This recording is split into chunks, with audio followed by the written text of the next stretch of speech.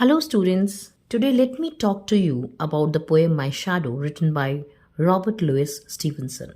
Robert Louis Stevenson was a Scottish novelist, essayist, poet, and travel writer. He is best known for the novels Treasure Island, Strange Case of Dr. Jekyll and Mr. Hyde, and the poetry collection A Child's Garden of Verses. He was born on 13 November 1850, Edinburgh, Scotland, and died on 3rd December 1894.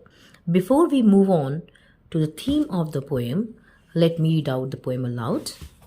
I have a little shadow that goes in and out with me, and what can be the use of him is more than I can see. He is very, very like me from the heels up to the head, and I see him jump before me when I jump into my bed. The funniest thing about him is the way he likes to grow, not at all like proper children, which is always very slow. For he sometimes shoots up taller like an India rubber ball, and he sometimes gets so little that there's none of him at all. One morning, very early, before the sun I was up, I rose and found the shining dew on every buttercup. But my lazy little shadow, like an errant, sleepy head, had stayed at home behind me and was fast asleep in bed. The poem centers around a child's discovery of their shadow and the questions that arise from observing it. The child is intrigued by how the shadow follows them, grows larger and smaller, and seems to have a life of its own. The child begins to personify the shadow, treating it as a companion or even a separate person. This is evident in the lines where the child observes how the shadow jumps and hides along with them. The poem also highlights the simple joys and observations that can captivate a child's imagination.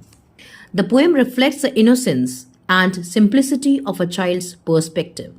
The child's straightforward observations and interpretations of the shadow's behavior showcase this innocence.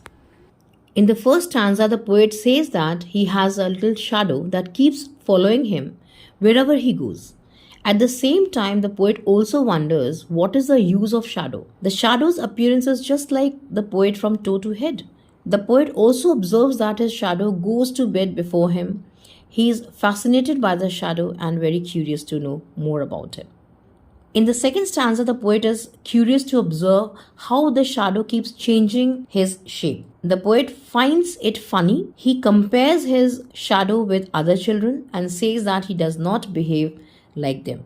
Other children are generally slow in everything, but the shadow is way faster than them in changing forms. The poet observes that sometimes the shadow becomes taller than him, like a huge rubber ball. Sometimes he becomes very small.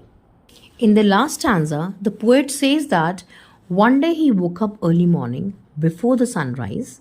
He went out to see the flowers and he found morning dew on each petal, but he did not find his shadow behind.